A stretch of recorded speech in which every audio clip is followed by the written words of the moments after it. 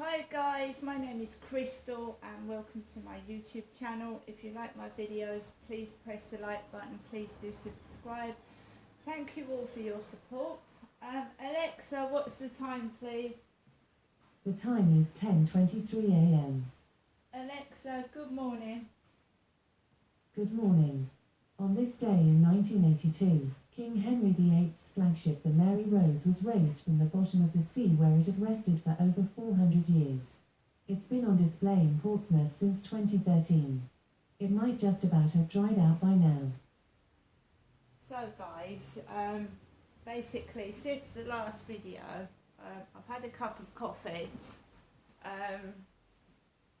fed my cats, done all the things I usually do in the morning, and I'm not in the slightest bit angry, I'm not in the slightest bit upset. I just feel relatively normal, like neutral. You have to learn to express anger and negative energy in positive ways, or it's going to make you stressed, and it can cause a heart attack, it can cause alcohol, drug addiction, and you can go out and do something rash and then could come to a fatal ending. I am not going to let people get to me. Whatever is thrown at me, I would deal with it now in a positive manner. When I first moved into this flat on the 10th of August 2020, and I met Michelle Shrewsbury, I can't remember her name, at the back of this block of flats, the back of Biggs Apartments. And Michelle, it was COVID. When I moved into this flat, it was COVID conditions and people were wearing masks and they didn't want to socialise or mix with each other for fear of getting COVID-19. So Michelle Shrewsbury waited out inside her car, and then me and my son viewed this flat because my son helped me to get this flat. My son did. Because I was experiencing, there was rats or mice in my previous accommodation caused by the bin store, people throwing their rubbish on the floor instead of the bin, which was attracting rats and mice, and they were obviously crawling into the building. And it wasn't just the building I was living in, it was all the flats along the blocks. Right, so my son and I walked around this flat, and Ines Apartments was under construction, it wasn't built. So Ines Apartments didn't even exist when I moved in. There was scaffolding, there was builders, there was noise, extreme pollution, noise. It was horrible. And I found it hard to cope, along with this guy upstairs whose kids were pounding on the ceiling, running up and down and screaming because the flat is not soundproof, right? You can hear every little noise. And by the way, excessive dog barking is excessive noise. And I mean excessive dog barking, when you just leave it to bark all day long, or just leave it to bark and don't stop it, continuous dog barking. So I had his noise upstairs, you had drilling, builders everywhere on scaffolding, loads of noise when I moved in. Right, and I coped with that. I used to go outside, I used to walk around the field, I used to sit on benches outside the co-op, and then the police would come along and tell me off for sitting on a bench for an hour. The police told me off for sitting on a bench for an hour because someone in the co-op was apparently worried about me. I was sat on a bench taking photographs, so they reported it to the police.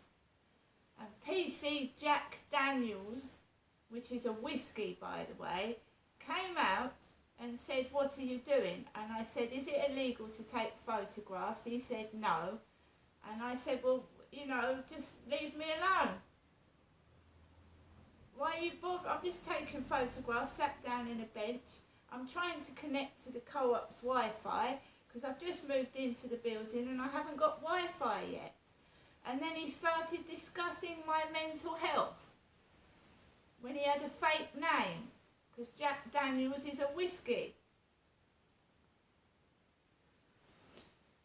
I explained to the fake officer that I was sitting outside because I couldn't sit and live in my flat because of the extensive noise.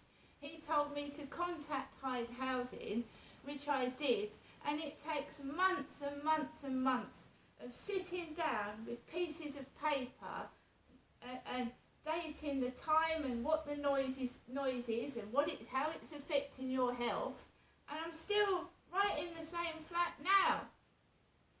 I've been to Reg at my doctor's surgery, who's written a letter to Medway Council, and I'm still in this flat, right?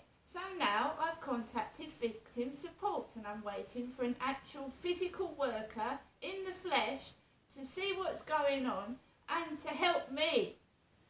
My son has always been there to help me. My son moved me out of Lansdowne Court. He helped me. He took me to Gun Wolf by the docks in Chatham, and we sat there together waiting for workers to come out and help. My son is not with me. He can't help me anymore. He's got his own life elsewhere, so I've got to deal with this myself, right? And I'm not mentally ill like my mother, who has been diagnosed with schizophrenia. I have suffered sexual abuse as a child. I get anxious near men. I get panicky near crowds of people. And I get very depressed about how I'm being treated, including right now. So my son and I walked around this flat and I could not hear any noise. The builders at that time were not working. I think it was a Sunday. They weren't working. So I didn't hear the drilling. I didn't hear all the noise. And Michelle Shrewsbury said people would die to have this flat. Die. So on that premise, I was not sold because I haven't bought it. I was rented this flat under false pretenses. False pretenses. It is not soundproof. You can hear noise. Right? So I was lied to and given this flat under false pretenses.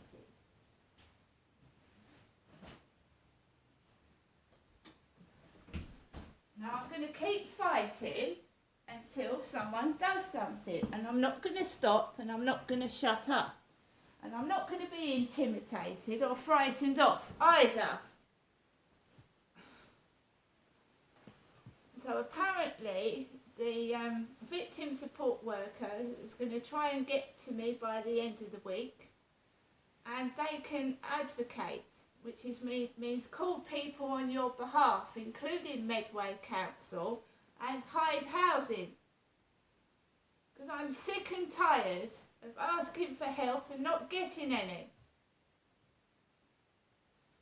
When I call Hyde Housing, it's the same woman telling me the same rubbish over and over again.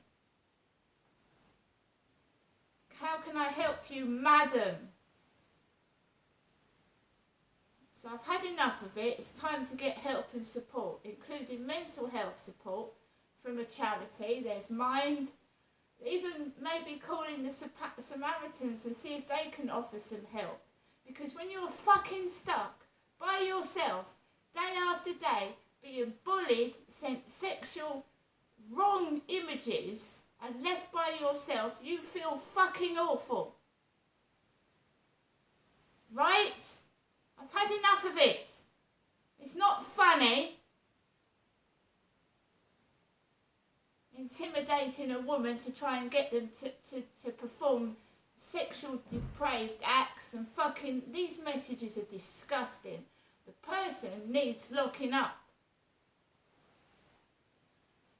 I'm sick and tired of the police sitting on their backsides and doing nothing. What is 999 for if you can't get through?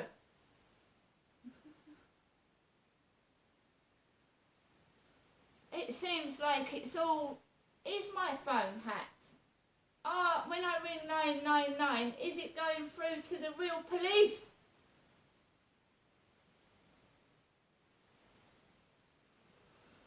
Right, last night I watched an autopsy report on Michael Hutchence out of In Excess, who was with Paula Yates.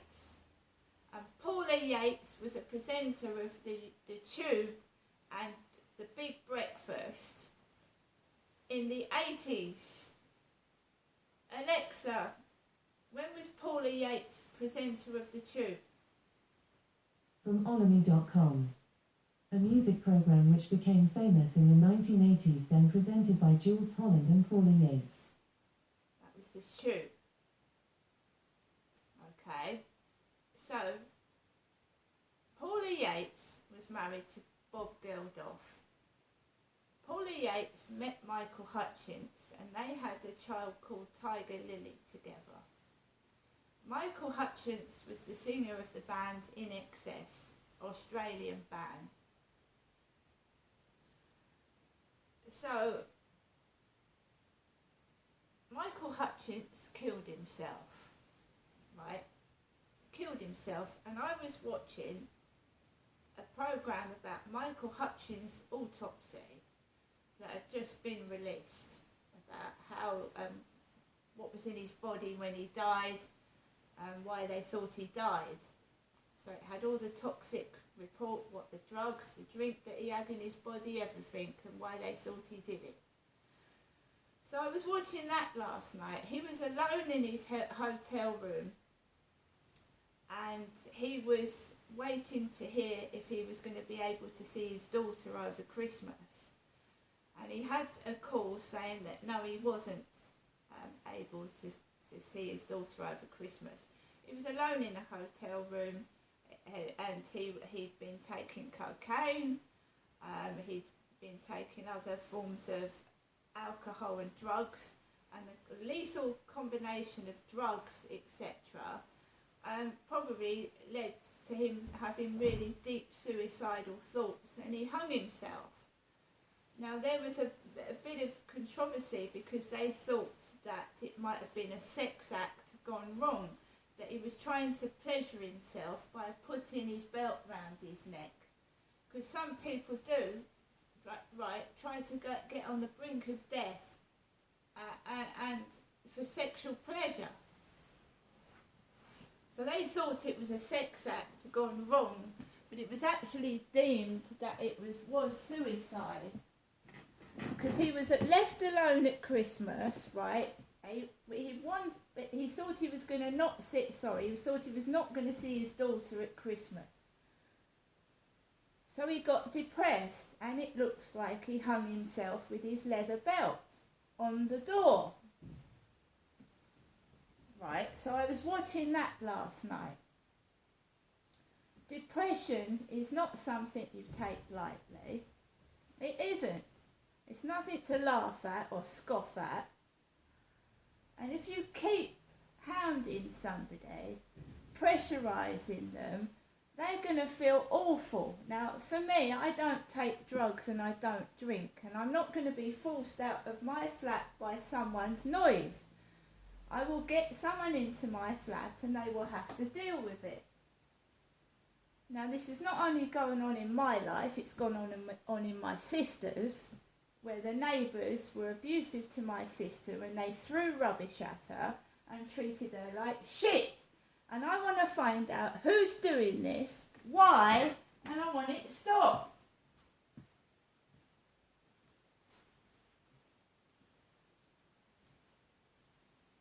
My father's dead.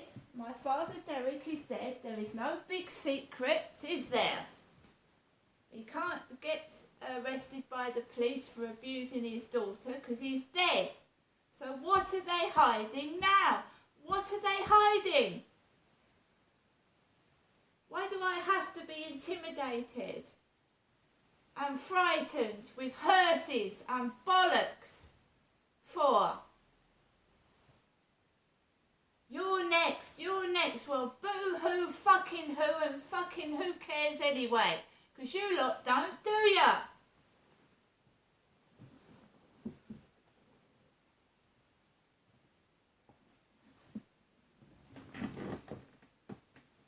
The big secret dies, doesn't it? As I said to my mum, my dad, Derek, was a witness. A witness. Because if the police had questioned him like they should have on several occasions, then he would have had to have revealed who was making him do what he was doing. Trawling me around caravan sites and posh places and doing despicable things to me, his daughter. Because I wasn't his wife. I wasn't the other woman. I was his daughter he was abusing. And they all knew it, including the ones watching in opposite caravans and laughing their heads off.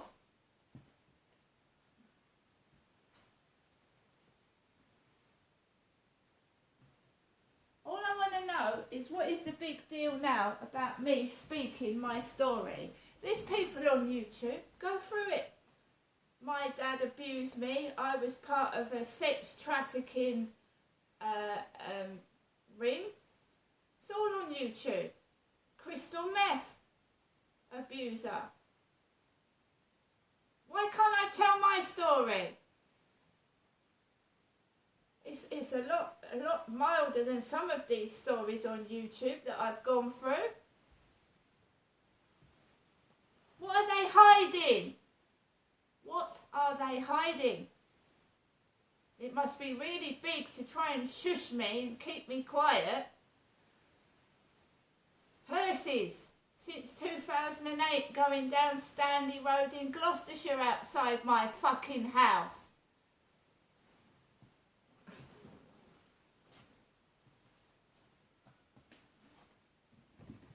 Safe houses that I was raped in. Supposed to be safe houses. Sending men into a women's refuge to change my wardrobe. Change my wardrobe in a women's refuge. Sending men in there to take my big wardrobe and replace it with a small one. Torturing me. Keeping me awake at night. Human torture. Now stop it! Every time that I feel I am being harassed, intimidated, tortured, whatever, I'm going to report it and talk to someone. You are not going to keep me quiet. Don't tell me to shut up. This has gone on since I was a kid. The police need... Right, my dad did it, right? My dad did it. So who's doing it to me right now then? Who sent those images over that phone? How can the fucking police be investigating it when they haven't even bothered to ask for the images or the text I was receiving? Don't tell me you're investigating it. You're bullshitting me. They're bullshitting me, guys. How can they be doing a police investigation when they haven't asked for the text images or the text messages or the indecent images I was sent? How the fuck can they be investigating it? They're lying. Liars. Absolute wank. They better start doing something before I fucking find the real police and not Mickey Mouse on the bloody phone I'm using. See you later.